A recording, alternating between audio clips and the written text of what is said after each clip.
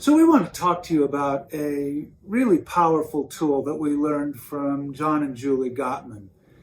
The tool is labeled bids. It's bids for attention. And let us tell you what bids are. Bids are your request to your spouse, to the person that you love, for attention, for affirmation, for affection, and for positive connection. It's basically saying, I'm here. Please notice me. Please notice me, or does it matter? Mm-hmm. And the thing about bids is that they're often purposefully subtle, because when you put yourself out there to ask for attention, right, that's scary. You have to open the kimono. You have to be vulnerable because you don't know exactly how your spouse is going to respond. Right. There are 3 ways that you can actually respond to a bid for attention. And one of those ways is to turn away, which isn't good. The other is to turn toward, and the other is to turn against.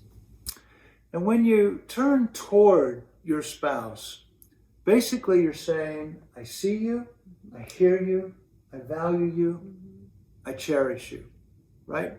That response could be a touch. It could be a response to a question.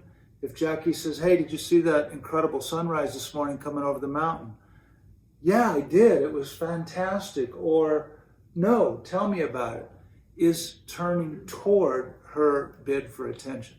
And turning away is probably something that I am most guilty of, because it's not being really aware of the fact that your partner is interested in having a conversation or needing affirmation on that bid. So sometimes I'll be at my computer, fully focused, intentional about what I'm doing. Kevin will walk in and I don't immediately turn toward. Now, that doesn't mean that I'm not interested. It just means that I'm not turning toward fast. When he sits down, I will, but it takes a moment. And that shows him or tells him that he is not that important. My computer and what's happening there is more important. Not all that good for a relationship. And here's the thing. We all turn toward and we all turn away. It happens, right? The question is, where are you habitually on that continuum, right? If you make it a routine to turn away, to ignore, to not acknowledge your spouse's bid for attention, then, your relationship is in downward spiral, and you wake up one day and go, what's wrong? Why did this happen to us? There's a third way that you can respond to someone's bid for attention, and that is turning against. That's a more aggressive stance, right? It's rejecting the bid with hostility or impatience or being angry or contemptuous, right? So Jackie says, hey, do you have a minute? I got a question for you.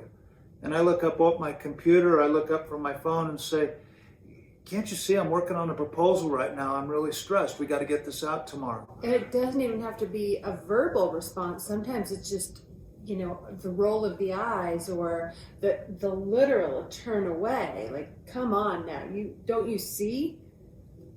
Or maybe I look up and say, hey, can't you do that? I mean, I always call the groomer to get the dog in. Can't you do that today? There's anger, there's hostility in that.